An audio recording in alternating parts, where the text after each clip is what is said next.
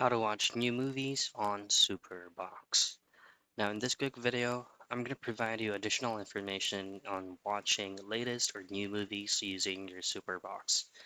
Now from the first glance that you purchase Superbox, say for example S7 Max, this specific gadget or TV box right here is giving you out a lot of built-in applications or features, but it's going to be case-to-case basis and depending the specific movie that you're watching if it is actually released into the available applications that Superbox has to offer.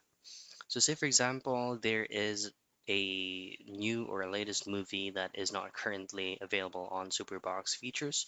What you can do is you can go ahead and use and download this third-party application that you can get directly on the App Store of Superbox. Say for example, Prime TV, Prime Loops, Prime Cinema, Popcorn Time, or if none of those applications available, then you can try on Netflix, Netflix TV, or maybe YouTube or on Fire TV.